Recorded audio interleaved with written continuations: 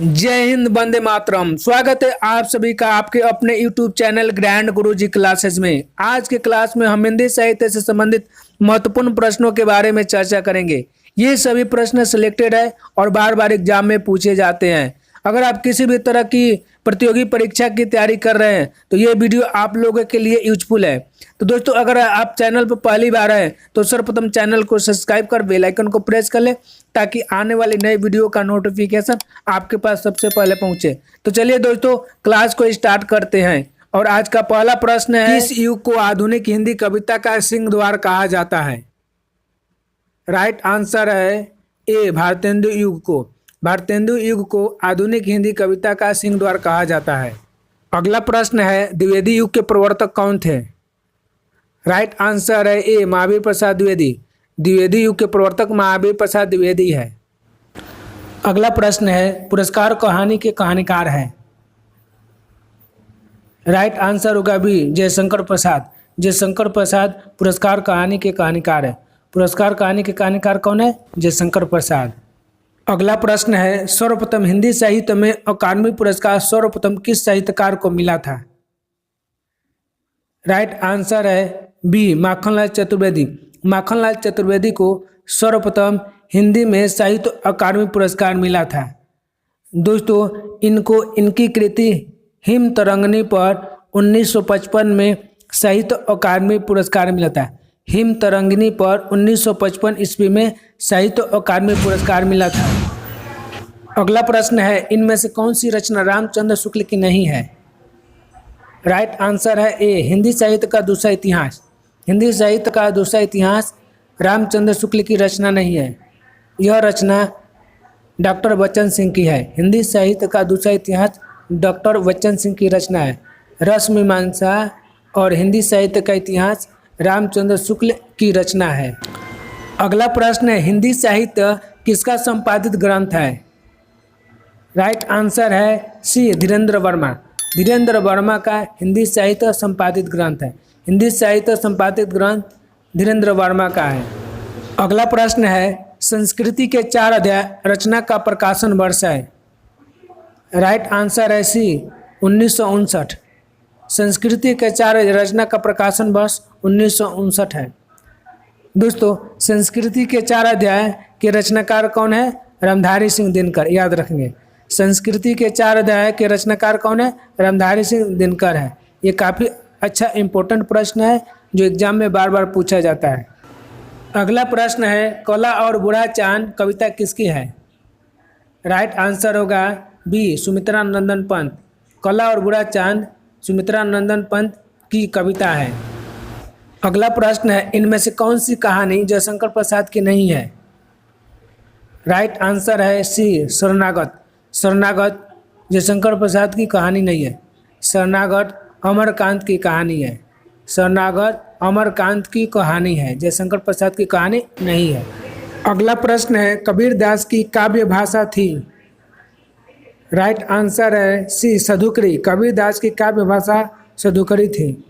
दोस्तों, कबीरदास की काव्य भाषा सधुकरी किसने कहा? हजारी प्रसाद द्विवेदी ने। कबीरदास की काव्य भाषा को सधुकरी किसने कहा है? हजारी प्रसाद द्विवेदी ने।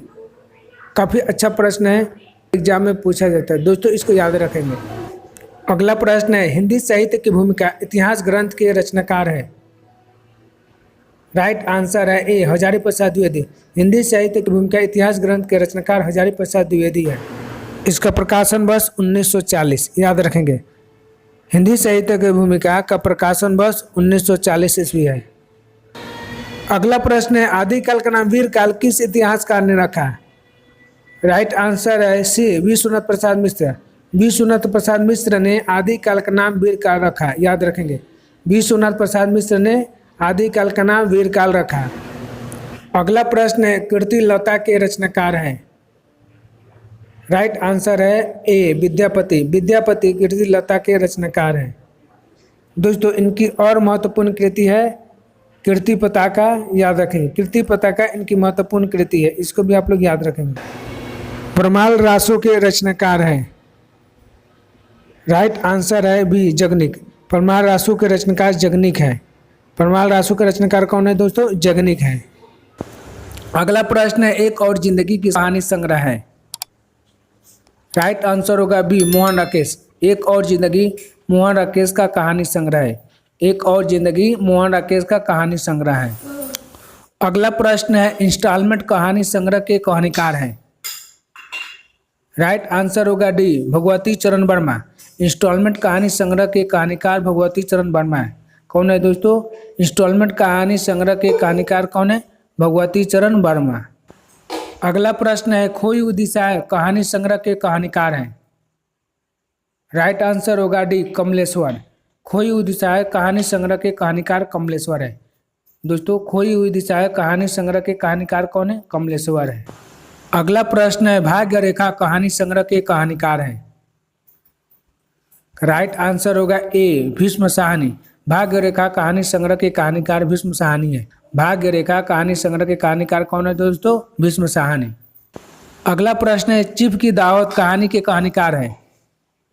राइट आंसर होगा ए भीष्म साहनी। भीष्म साहनी चीफ की दावत कहानी के कहानीकार है। चीफ की दावत कहानी के कहानीकार कौन है? भीष्म साहनी। अगला प्रश्न है डिप्टी कलेक्टरी कहानी के कहानीकार हैं। राइट आंसर होगा बी अमरकांत। अमरकांत डिप्टी कलेक्टरी कहानी के कहानीकार हैं। डिप्टी कलेक्टरी कहानी के कहानीकार कौन है दोस्तों? अमरकांत। अगला प्रश्न है जहानवी कहानी के कहानीकार हैं। राइट आंसर होगा सी जैनेन्द्र कुमार। जैनेन्द्र कुमार जहानवी कहानी के कहानीकार हैं। जहानी कहानी के कहानीकार कौन है दोस्तों? जैनेन्द्र कुमार। अगला प्रश्न है सच बोलने की भूल किसका कहानी संग्रह है। राइट आंसर होगा डी यशपाल। सच बोलने की भूल यशपाल का कहानी संग्रह है। सच बोलने की भूल यशपाल का कहानी संग्रह है। अगला प्रश्न है पिंजरे की उड़ान कहानी संग्रह के कहानीकार हैं। राइट आंसर होगा डी यशपाल। पिंजरे की उड़ान कहानी संग्रह के कहानीकार यशपाल है। पिंजरे की उड़ान कहानी संग्रह के कहानीकार कौन है दोस्तों? यशपाल है। अगला प्रश्न है भटकती राख किसका कहानी संग्रह है। राइट आंसर होगा ए भीष्म साहनी। भटकती राख भीष्म साहनी का कहानी संग्रह है। भटकती राख किसका कहानी संग्रह है दोस्तों? भीष्म साहनी का कहानी संग्रह है। अगला प्रश्न है सतह से उठता आदमी कहानी संग्रह के कहानीकार हैं। राइट आंसर होगा ए मुक्तिबोध। सतह से उठता आदमी कहानी संग्रह के कहानीकार मुक्तिबोध है। सतह से उठता आदमी कहानी संग्रह के कहानीकार कौन है दोस्तों? मुक्तिबोध। अगला प्रश्न है पाजेब इनमें से किसका कहानी है। राइट आंसर होगा सी जैनेन्द्र कुमार। पाजेब जैनेन्द्र कुमार का कहानी है। पाजेब किसका कहानी है? जैनेन्द्र कुमार का कहानी है। अगला प्रश्न है भारतेंदु युग किस नाम से जाना जाता है। राइट आंसर होगा जागरण काल। भारतेंदु युग जागरण काल के नाम से जाना जाता है।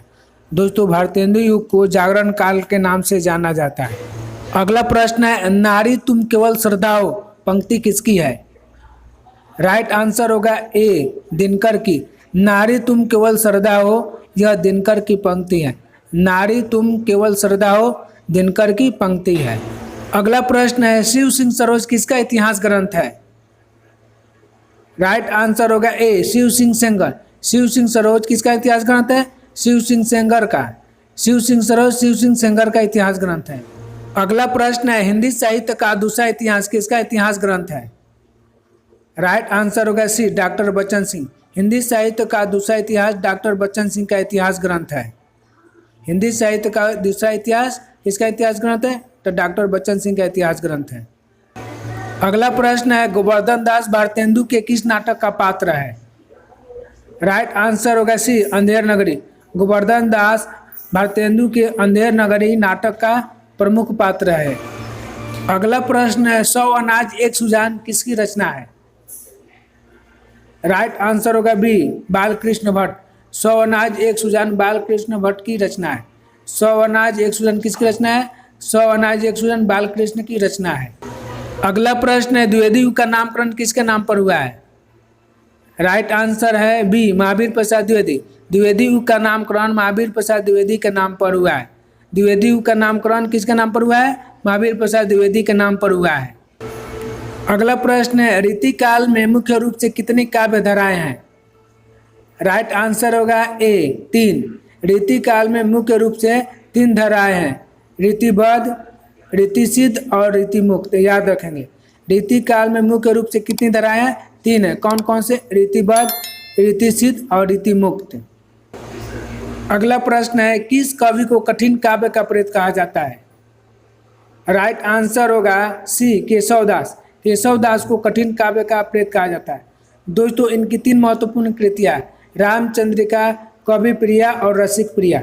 रामचंद्रिका, कवि प्रिया और रसिक प्रिया, इनकी 3 महत्वपूर्ण कृतियां। दोस्तों, कठिन काव्य का प्रेत किसे कहा जाता है? तो केशवदास को कहा जाता है। तो आपका राइट आंसर क्या होगा? सी, केशवदास। अगला प्रश्न है, घनानंद किस काव्य धारा के प्रमुख कवि हैं? राइट आंसर होगा ए, रीतिमुक्त। घनानंद रीतिमुक्त काव्य धारा के प्रमुख कवि है। घनानंद रीतिमुक्त काव्य धारा के प्रमुख कवि है।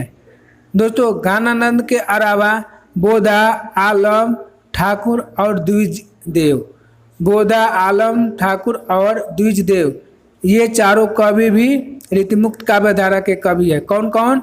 बोधा, आलम, ठाकुर और द्विजदेव, ये चारों कवि घनानंद के अलावा रीतिमुक्त काव्य धारा के प्रमुख कवि हैं। अगला प्रश्न है, कबीरदास को वाणी का डिक्टेटर किस आलोचक ने कहा है? राइट आंसर होगा बी, हजारी प्रसाद द्विवेदी। कबीरदास को वाणी का डिक्टेटर किस आलोचक ने कहा है? तो हजारी प्रसाद द्विवेदी। तो आपका राइट आंसर क्या होगा दोस्तों? बी, हजारी प्रसाद द्विवेदी। कबीरदास को वाणी का डिक्टेटर किसने कहा था? हजारी प्रसाद द्विवेदी ने। अगला प्रश्न है, धनिया किस उपन्यास की मुख्य पात्र है? राइट आंसर होगा ए, गोदान। धनिया गोदान उपन्यास की मुख्य पात्र है। अगला प्रश्न है, शेखर एक जीवनी उपन्यास के उपन्यासकार है। राइट आंसर होगा ए, अज्ञेय। शेखर एक जीवनी उपन्यास के उपन्यासकार कौन है दोस्तों? अज्ञेय है। शेखर एक जीवनी उपन्यास के उपन्यासकार कौन है? अज्ञेय है। आपका राइट आंसर क्या होगा? ए, अज्ञेय। अगला प्रश्न है, कार्नेलिया जयशंकर प्रसाद के किस नाटक की पात्र है? राइट आंसर होगा ए, चंद्रगुप्त। कार्नेलिया जयशंकर प्रसाद के चंद्रगुप्त नाटक की पात्र है। कार्नेलिया जयशंकर प्रसाद के चंद्रगुप्त नाटक की पात्र है। अगला प्रश्न है, आधे अधूरे नाटक के नाटककार है। राइट आंसर होगा बी, मोहन राकेश। आधे अधूरे नाटक के नाटककार मोहन राकेश है। अगला प्रश्न है, हिंदी साहित्य के आरंभिक काल को आचार्य रामचंद्र शुक्ल ने क्या कहा है? राइट आंसर होगा सी, वीरगाथा काल। हिंदी साहित्य के आरंभिक काल को आचार्य रामचंद्र शुक्ल ने वीरगाथा काल कहा है। आदिकाल किसने कहा है दोस्तों? आदिकाल हजारी प्रसाद द्विवेदी ने कहा है। चारण काल किसने कहा है? राम कुमार वर्मा और जॉर्ज गिरियर्सन। हिंदी साहित्य के आरंभिक काल को चारण काल किसने कहा है? राम कुमार वर्मा और जॉर्ज गिरियर्सन ने कहा है।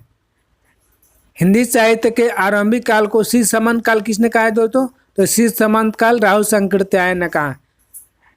हिंदी साहित्य के आरंभिक काल को सी समंत काल किसने कहा है? राहुल शंकरत्याय ने कहा है। अगला प्रश्न है, इनमें से कौन वीरगाथा काल के सर्वश्रेष्ठ कवि माने जाते हैं? राइट आंसर होगा ए, चंद्रवरदाई। चंद्रवरदाई वीरगाथा काल के सर्वश्रेष्ठ कवि माने जाते हैं। दोस्तों, यहाँ पर एक और प्रश्न पूछा जा सकता है कि पृथ्वीराज आसो किसकी कृति है? तो पृथ्वीराज आसो चंद्रवरदाई की कृति है। पृथ्वीराज रासो किसकी कृति है? चंद्रवरदाई की कृति है। एक और प्रश्न पूछा जा सकता है कि मैथिल कोकिल किसे कहते हैं? मैथिल कोकिल किसे कहते हैं? तो मैथिल कोकिल विद्यापति को कहते हैं। मैथिल कोकिल किसे कहा जाता है? विद्यापति को कहा जाता है।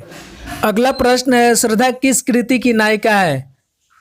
राइट आंसर होगा ए, कामायनी। श्रद्धा कामायनी कृति की नायिका है। दोस्तों, यह एक प्रबंध काव्य है। कामायनी एक प्रबंध काव्य है और यह जयशंकर प्रसाद द्वारा कृत प्रबंध काव्य है। किसके द्वारा? जयशंकर प्रसाद कृत प्रबंध काव्य है। और इसका प्रकाशन वर्ष क्या है दोस्तों? 1936 ईस्वी। कामायनी का प्रकाशन वर्ष क्या है? 1936 ईस्वी। और इसमें कुल 15 सर्ग है। यहाँ से भी प्रश्न पूछा जा सकता है कि कामायनी में कितना सर्ग है? तो कामायनी में 15 सर्ग है। प्रथम सर्ग का नाम क्या है दोस्तों? चिंता। याद रखेंगे, प्रथम सर्ग का नाम चिंता है और अंतिम सर्ग का नाम क्या है? आनंद। अंतिम सर्ग का नाम क्या है? आनंद। कुरुक्षेत्र किसकी रचना है? तो कुरुक्षेत्र दिनकर की रचना है। यहाँ से भी प्रश्न पूछा जा सकता है कि कुरुक्षेत्र किसकी रचना है? दिनकर की रचना है। रामायण किसकी रचना है? वाल्मीकि की रचना है। रामायण किसकी रचना है? वाल्मीकि की रचना है। साकेत किसकी रचना है? तो साकेत मैथिली शरण गुप्त की रचना है। साकेत मैथिली शरण गुप्त की रचना है। अगला प्रश्न, अपभ्रंश में कृष्ण काव्य के प्रणेता है। राइट आंसर होगा ए, पुष्पदंत। अपभ्रंश में कृष्ण काव्य के प्रणेता पुष्पदंत है। दोस्तों यहाँ पर एक और प्रश्न एग्जाम में पूछा जा सकता है कि अपभ्रंश का वाल्मीकि किसे कहा जाता है। बहुत ही अच्छा प्रश्न है और बार बार एग्जाम में पूछा जाता है कि अपभ्रंश का वाल्मीकि किसे कहा जाता है। तो आपका राइट आंसर होगा स्वयंभू। स्वयंभू को अपभ्रंश का वाल्मीकि कहा जाता है। अगला प्रश्न है, हिंदी के प्रथम गद्यकार है। राइट आंसर होगा बी, लल्लू लाल। लल्लू लाल हिंदी के प्रथम गद्यकार है और इनकी प्रमुख कृति का नाम क्या है दोस्तों? परीक्षा गुरु। याद रखेंगे, लल्लू लाल के प्रमुख कृति का नाम क्या है? परीक्षा गुरु। अगला प्रश्न है, छायावाद के प्रवर्तक का नाम है। राइट आंसर होगा डी, जयशंकर प्रसाद। जयशंकर प्रसाद छायावाद के प्रवर्तक है और इनकी प्रमुख कृति कौन कौन से है दोस्तों? तो कमायनी, ध्रुव स्वामिनी, चंद्रगुप्त। अगला प्रश्न है, प्रेमचंद के अधूरे उपन्यास का नाम है।